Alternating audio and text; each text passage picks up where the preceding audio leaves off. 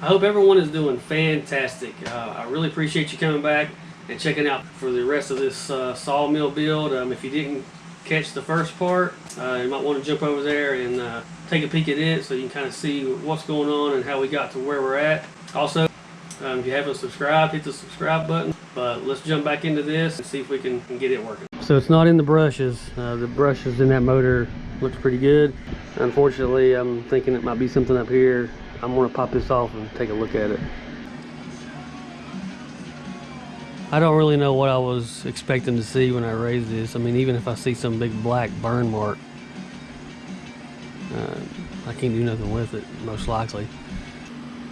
Alright, well, there's the ground. This ground's got a little bit of green on it. Don't think that's enough, but it'd be nice. Yeah, I got 12 volts. Wait a minute, it worked. Why did it work? It's back on. Yes! Oh, praise the Lord. Maybe it is just a bad connection.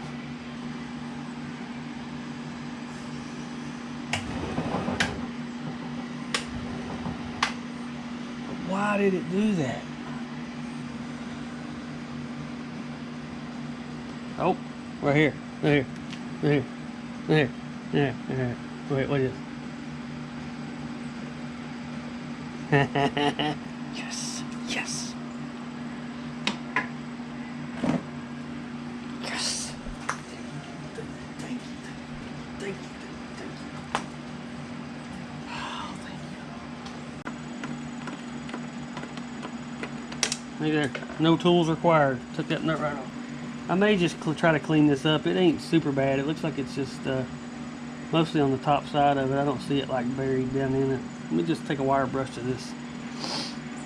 Alright, let me put all this back on and then I'm going to check all these connections whilst I'm in here.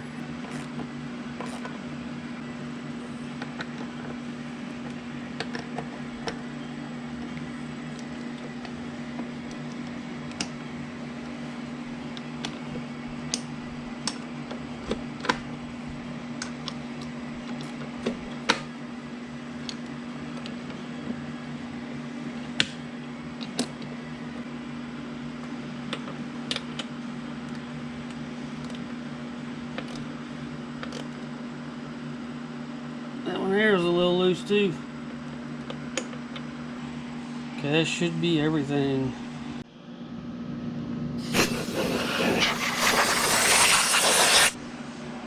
You know, all in all, this thing is built really well. I'm not a fan of the design of this right here. This is probably the only thing about it that's kind of difficult. Let me use my brain here a little bit, because I'm not doing that right now. Because it's not, it looks like it just slides out, so I take that back. It is a pretty good design, it just ain't smart enough to figure out how to use it.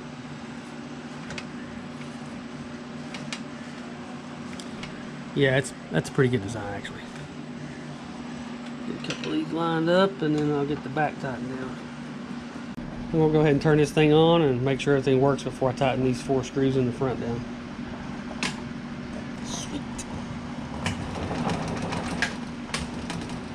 Really all you gotta do is take these 4 screws loose and push this back and then it'll pop up. I didn't know that, so but now I do, but I don't know, it would have still been a little hard to push back where it's got that sealing around it, so it's probably stuck pretty good too. All the more reason I probably wouldn't have pushed on it too hard. Now I'll get back on track here. I'm gonna go ahead and take a emery cloth and clean these mast rails where they have that surface rust and just build up on it. Try to get them smoothed out a little bit and put some lube on it.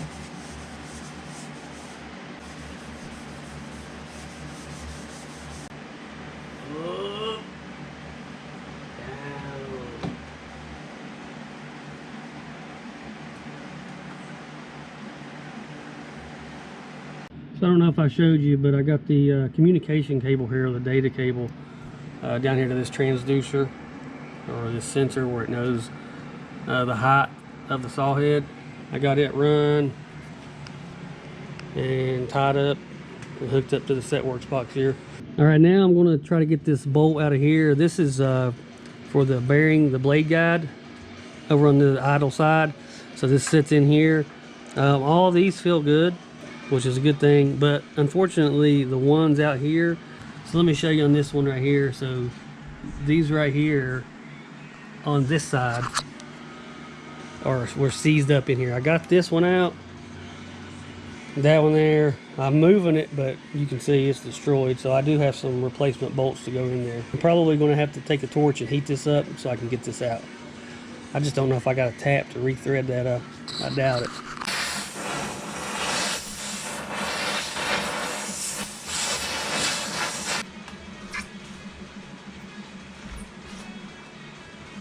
I actually had a tap to fit this, so I'm going to try to clean these threads here out.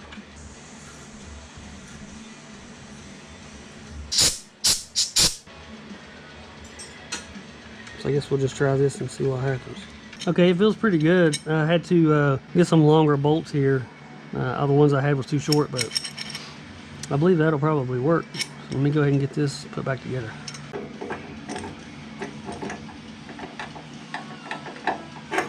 I got this roller cleaned up pretty good. I'll go ahead and slap it on. I'll have to go through all the tracking and adjustment once I get the blade on it. I'm gonna go ahead and pull the other side off and get it cleaned up. All right, I got this guide cleaned up. The nut that was on it is this one. You can tell it's pretty wore out. So I found one. It's a weird thread. I think it's a metric. This looks like a lug nut to me, but I flip it around, put the flat side down, I think it'll be fine. Alright, there's that one. I'm gonna clean this guide up, get this rust off of it, and get it lubed up.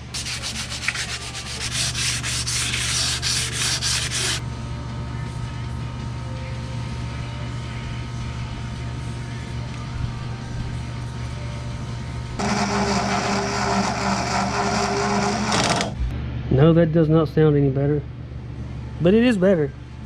I originally thought it was just this rust, these wheels, hard pulleys going over that rust, but I'm not so sure that's what it is anymore. It might have something to do with this chain, or maybe it's just the motor itself. Well, I'm not going to dig any deeper into that just to hunt a noise down. It might get better as you use it. It might quiet down a little bit, so I'm just going to try that, let it be the way it is for now. I'm going to go ahead and cut my water lube hose here to length, because right there is what it is, and I just think that's too much hanging down. So I got it all the way, just about all the way out. You know, if it was hanging down too far and the log was that big, it's going to be hitting it. So I'm going to hit it about right there, and then I'll tie it off up here. Next I want to get the chain for the power feed system put on. I've had it soaking in some trans fluid over here, so I got it pulled out. It's drip drying. We'll get that installed.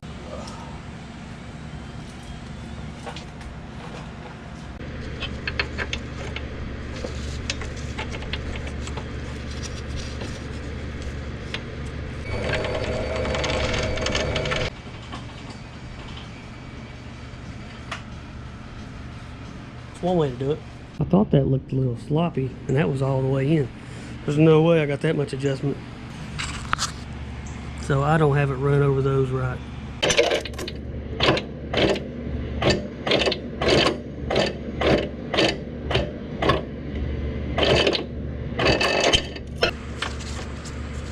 I'm waiting on the Shaking Hands with Danger song to start playing.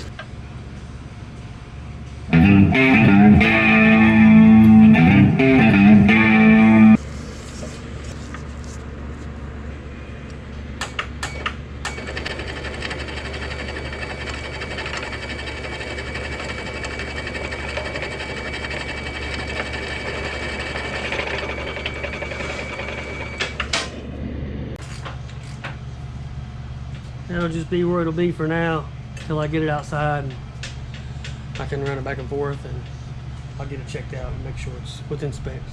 Anybody want to tell me what looks bad here? Because it looks like I got this chain on wrong. That needs spun around. That means I got to take this thing back off. Not unless there's a quick key on this. Ooh, there might be. There's a master key right here, so I can just pop this off and take it out and spin this around and put it back on. I was glad too, because I thought I was going to have to pull this whole vertical chain back out again. Thank you, Lord. All right, let me show you a couple things that I went ahead and done while I was waiting on this camera to upload all the files. I went ahead and put the battery retainer here in, and I went ahead and I switched around anchor here for the up and down chain. So now you can see it's way off this chain over here.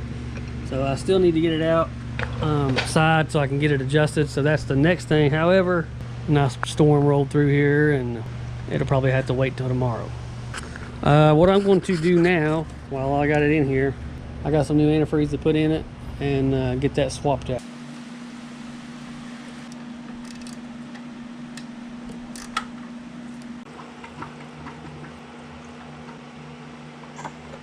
So I was reviewing some video and I have noticed that I've made a boo-boo. This bracket should be flipped around and on the back side of this bracket. I noticed it was kind of close down in here, but it wasn't touching this drum, and it's a little close here to this wheel, but it ain't touching it either. Okay, so I'm going to get this flipped around and put on there the right way.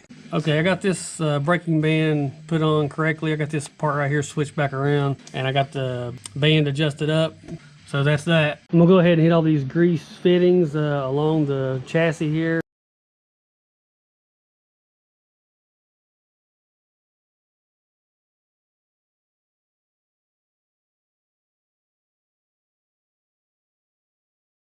I got a grease fitting right here. I can't get it to take any grease. Okay, I had to pull this joint apart, and you can see the rust on it, how long it's been pretty dry. So I'm going to take a drill and make sure this hole's cleared out, and then I can put it back together, and then it should take some grease.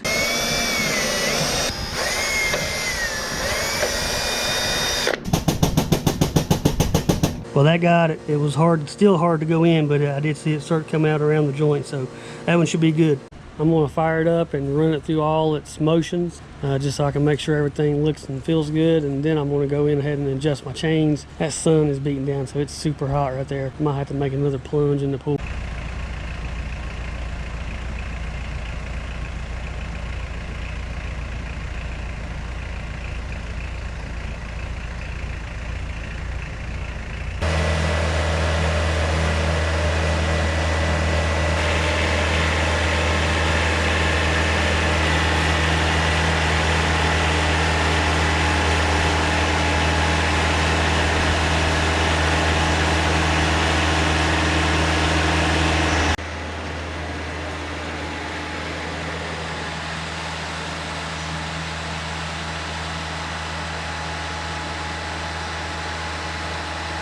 Okay, I checked the clearances per the manual on these slide pads for the mast here.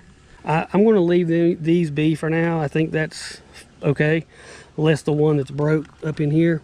I'll save that for a rainy day, and I'll get that changed out. So the adjustment for the power feed, it says to run the saw head all the way to the front, and then it should be 7 to 8 inches clearance between the top of the top rail and the chain at the lowest point. So that's about 9.5.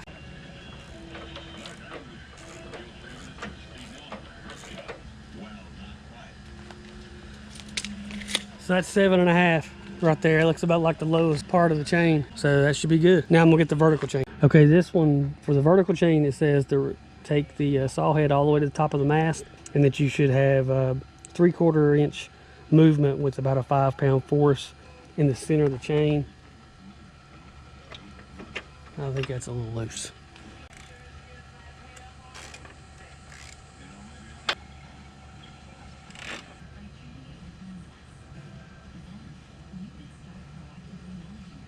I'm gonna say that's good. It's about give or take 5-pound force, and that's right at 3/4 of an inch slack. All right, now let me run it through the motions and make sure everything looks and sounds good.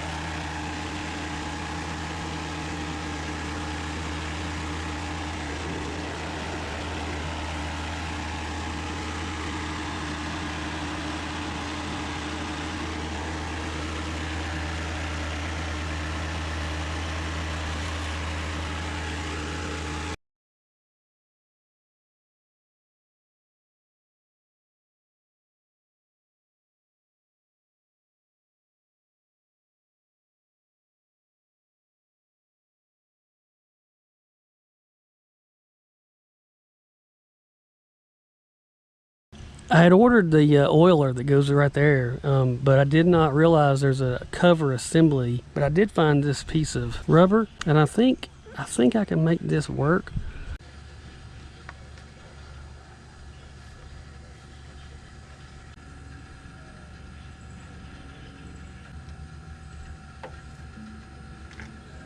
All right, so here's what I got. I got this down, bolted down, and then you can see the felt just kind of just laying on it, top rail. So let's see if that works.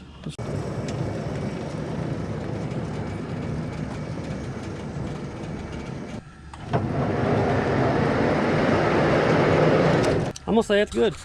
I'm not going to film the whole adjustment for this saw blade. I'm pretty green with this stuff, so I'm learning myself. So there's plenty of videos out there to watch. People have a lot of experience on how to adjust these blades and what's good and what's not. So I got the blade set up. I got the roller guide set up. I got the covers back on. I got water in the tank, fuel in the tank. Let's go try it out. Oh wait, one more thing just to finish this off.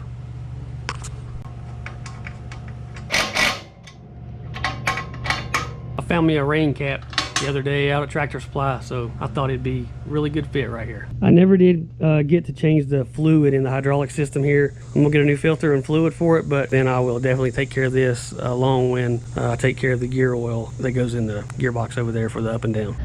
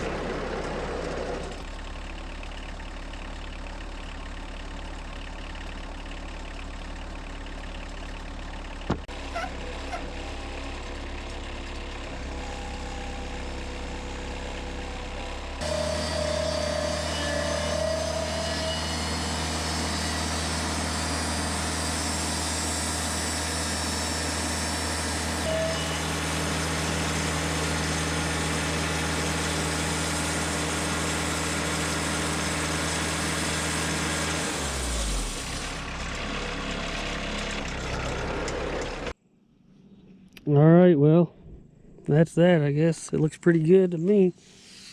I mean, like I said, I'm new to this, but this baby does work, and it works pretty good. So until next time, thanks for watching.